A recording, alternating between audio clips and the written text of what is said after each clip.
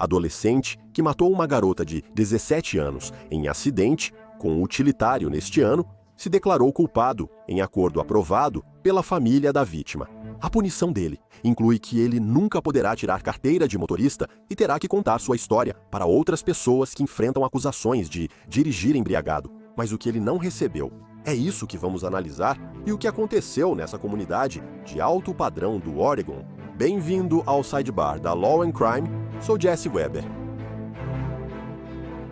Ilha Savi, Oregon, é uma pequena comunidade próxima a Portland e da fronteira com Washington. Cerca de 1.000 pessoas moravam lá, segundo o censo de 2000. Além das praias, a ilha possui extensas terras agrícolas, onde fazendeiros cultivam morangos, pêssegos, abobrinhas e abóboras. Destino turístico famoso no outono, quando fazendas oferecem passeios de carroça, colheita de abóboras e labirintos de milho. Em maio, áreas rurais da Ilha Savi foram palco de uma tragédia. Adolescentes comemoravam o fim das provas bebendo em uma grande propriedade quando um veículo utilitário todo-terreno, conduzido por um jovem de 18 anos aparentemente bêbado, capotou. E isso matou Avali Cruz, de 17 anos, de Scapuzzi. É uma cidade vizinha à Ilha Savi. Certo, então me ajude a entender o que ocorreu nessa investigação e como o escritório do promotor público chegou a esse acordo judicial. Quero dar as boas-vindas de volta ao advogado de defesa criminal, Eric Fettes. Eric, bom te ver. Obrigado por tirar um tempo para voltar aqui ao Sidebar. O suspeito, Aiden Heard, supostamente bêbado ao dirigir este Polaris, tinha apenas 18 anos há uma semana, quando ocorreu o acidente.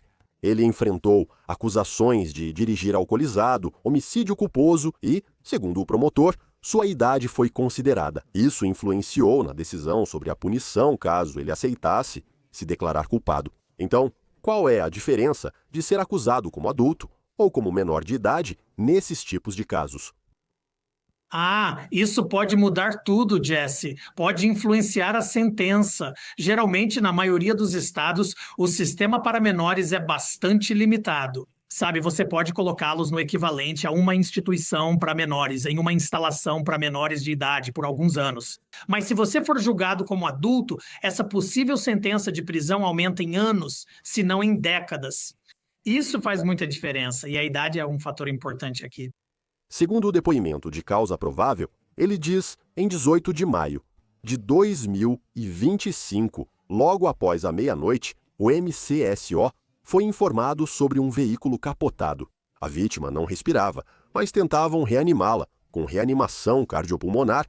Os delegados do MCSO chegaram ao local na área do número 15003 da Northwest Gillihan Road. Vale ressaltar que esta é uma área mais rural do condado de Monoma, e partes deste incidente ocorreram em uma propriedade privada, em um pasto.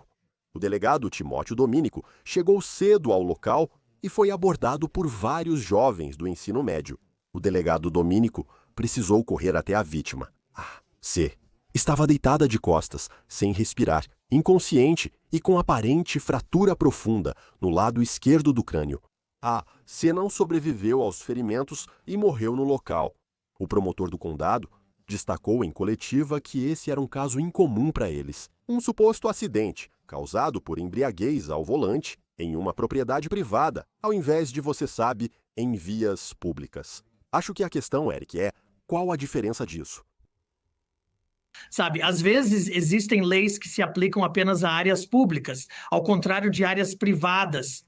Essas geralmente são leis de trânsito. Normalmente, para que uma lei de trânsito e uma multa sejam aplicadas, isso precisa acontecer em uma via pública.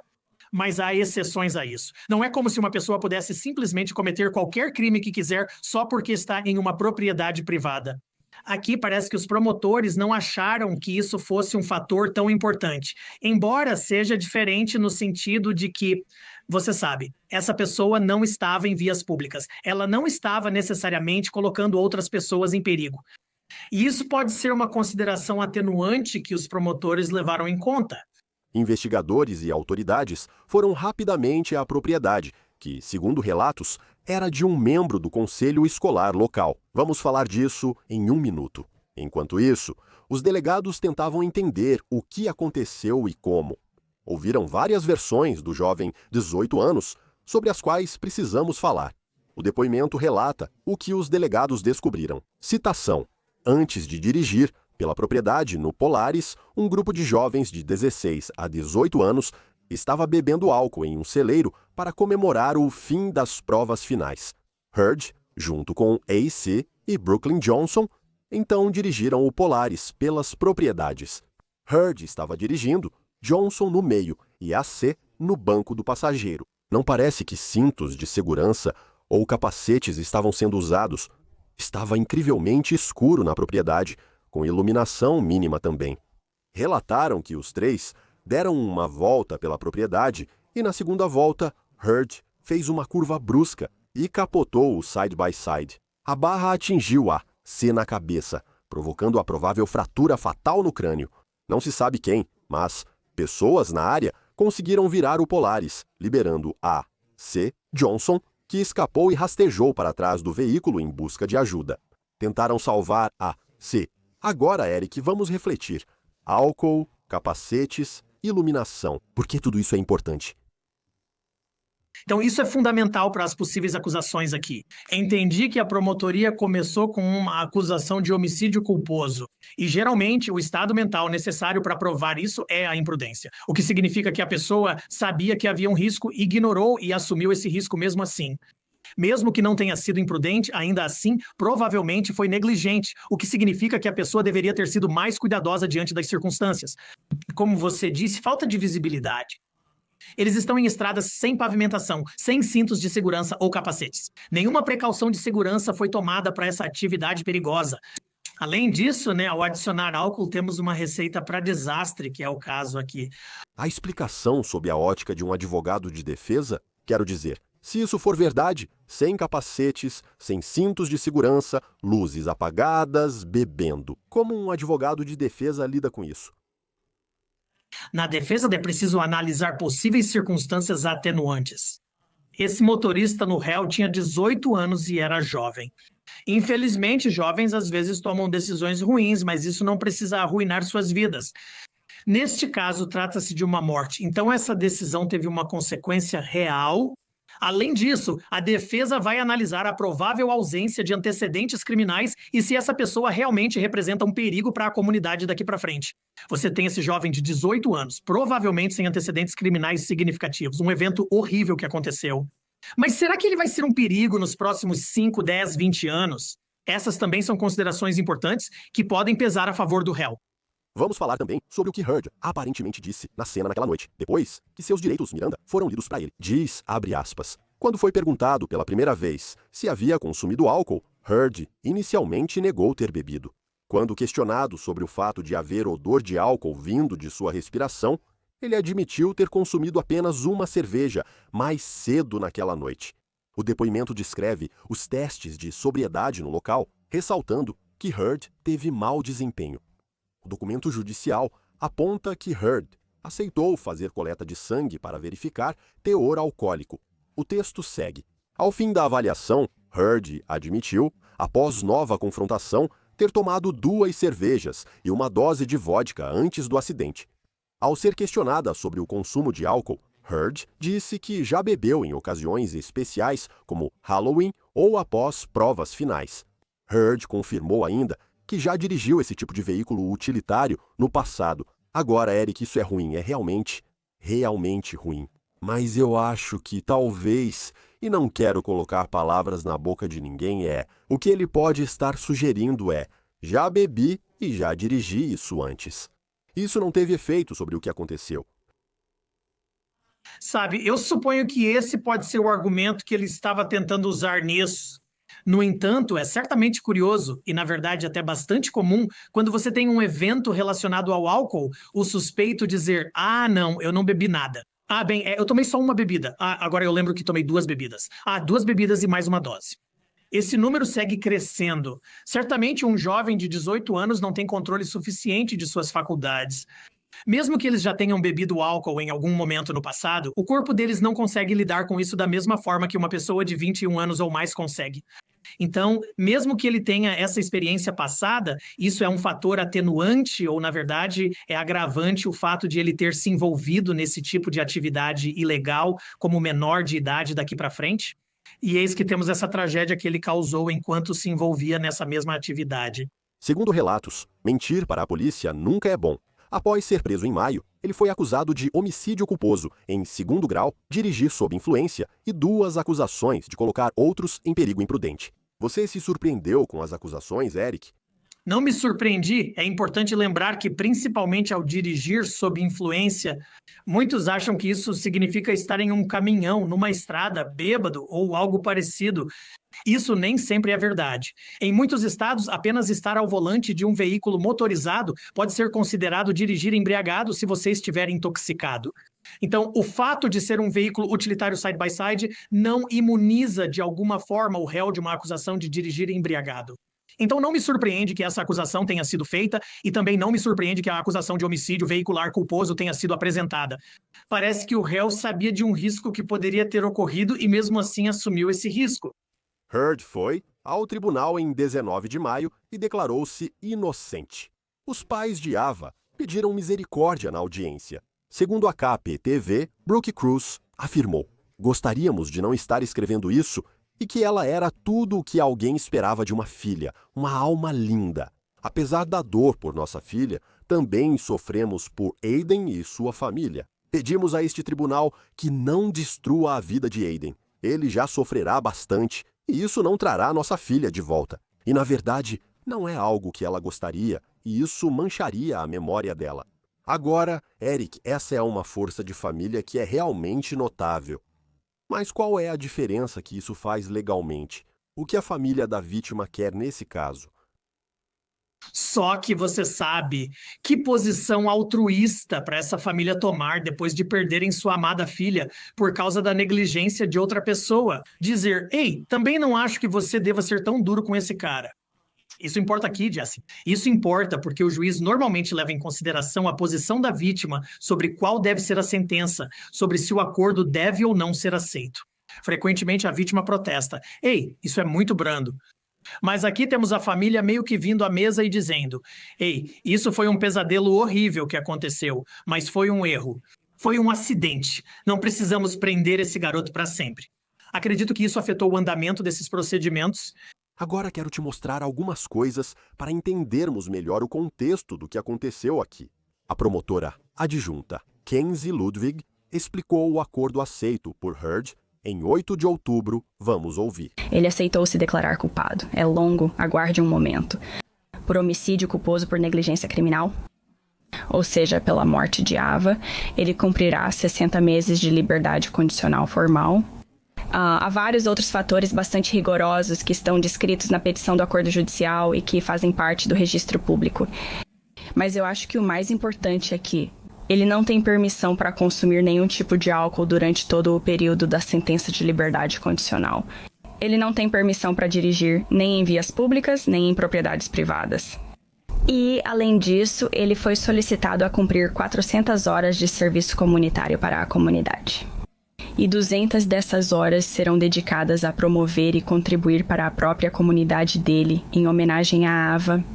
Além disso, ele também vai falar em declarações de impacto à vítima sobre a experiência dele nesse caso específico, para que pessoas que estão passando pelo sistema, que têm experiências um pouco parecidas, possam entender em primeira mão o que ele também passou, na esperança de fazer a diferença. O promotor Nathan Vasquez afirmou na coletiva que essa tragédia impactou muitos nesta pequena comunidade. E a esperança é que a resolução desse caso ofereça um pouco de encerramento. Essa é uma pessoa muito especial e é uma perda enorme para a nossa comunidade. Trabalhamos muito duro para chegar à resolução que alcançamos. Isso é obviamente algo que levamos extremamente a sério. E ao tomar essas decisões e resolver essas questões, fazemos isso com a contribuição muito cuidadosa da família da vítima, garantindo que estamos equilibrando tanto os desejos deles quanto a segurança da comunidade.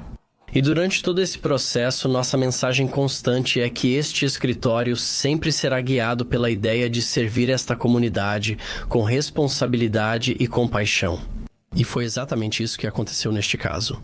Segundo o promotor distrital, os desejos da família de Ava foram decisivos. Isso influenciou a decisão sobre o acordo judicial a ser oferecido a ela. Eles queriam algum tipo de responsabilização que Aiden forneceu desde o início, e ele demonstrou um grande remorso. Eles foram muito ativos e expressivos durante todo o processo, e o que eles achavam que seria a melhor forma de retribuir a comunidade, assim como ver justiça aos olhos deles e também reabilitar Aiden para o futuro. Nesse caso, eu diria que desde muito cedo e com muita frequência, o que ouvimos desse jovem foi que ele queria assumir a responsabilidade, que ele imediatamente começou a tomar medidas para buscar tratamento, e ele certamente estava trabalhando com a família da vítima. Ele nunca se esquivou de assumir a responsabilidade nisso e pelo que aconteceu. E esses foram fatores importantes. No final, Hurt recebeu 5 anos de liberdade condicional e 400 horas de serviço comunitário. Ele não pode consumir álcool na condicional e está proibido de ter carteira de motorista permanentemente. Depois de ouvir tudo isso, Eric, e pensando sobre a conclusão, quais são seus pensamentos? Fico feliz que tenham medidas proativas para lidar com problemas de substâncias que podem ter causado este caso. Me surpreende, Gessé, que não haja uma prisão relevante. No Colorado, onde atuo, se você for pego dirigindo sob influência, mesmo na primeira infração e com um acidente sem vítimas fatais, pode acabar preso. Esse rapaz tinha 18 anos. Ele causou a morte de outra pessoa em circunstâncias extremamente imprudentes. O fato de não haver nenhuma medida punitiva como parte da sentença me surpreende. E se ele descumprir, o que acontece? Vai para a prisão? Se ele violar isso, ele estará sujeito a todo o peso da lei. A sentença máxima do crime pelo qual ele se declarou culpado, que imagino que envolva vários anos de prisão. Então, ele está meio que sob vigilância aqui. Eles vão ficar monitorando ele. Provavelmente farão uma sobriedade monitorada, exigindo testes para garantir que ele não consome substâncias. E se ele sair da linha, ou cometer outro crime, ou for acusado de outro crime, isso pode desencadear um processo de revogação da liberdade condicional. E ele pode acabar enfrentando uma pena de prisão séria. Agora eu quero falar sobre outro aspecto disso. Então, esse acidente causou um alvoroço na comunidade por outro motivo. De acordo com o jornal Oregonian, a propriedade onde esse acidente aconteceu, como mencionei antes, pertence a um ex-membro do conselho escolar.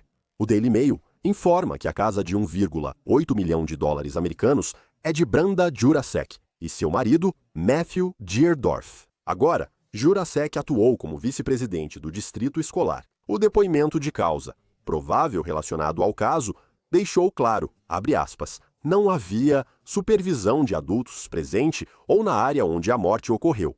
Muitos questionam por que Jurasek e outros adultos não foram acusados pela festa e consumo de álcool por menores. Na verdade, centenas de pessoas assinaram uma petição pedindo uma investigação, não apenas pelas autoridades policiais, mas também pelo conselho escolar.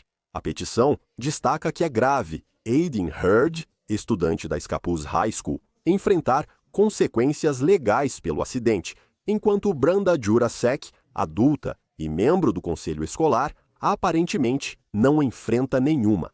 E durante a audiência de Aiden Hurd, o jornal Oregonian citou o promotor adjunto Ludwig, dizendo: há uma preocupação séria de que o local onde isso aconteceu é frequentado por esses estudantes do ensino médio que consomem álcool e andam nesses veículos perigosos. Essa situação poderia ter sido evitada, já que todos os sinais de alerta estavam presentes. Ao ser questionado sobre a responsabilização criminal de outros além de Aiden Hurd, o promotor respondeu: eu já esperava essa pergunta e estava preparado. Vou dizer o seguinte, sabe, da forma como a lei do Oregon é escrita, ela não se encaixa muito bem quando falamos sobre direito penal. E como responsabilizamos criminalmente alguém por esse tipo de comportamento? Estamos falando diretamente de um proprietário de terras ou casa que, por negligência, permite que jovens consumam álcool. E então você tem um resultado tão trágico e horrível. A lei realmente não nos dá bons caminhos para agir criminalmente nesse caso.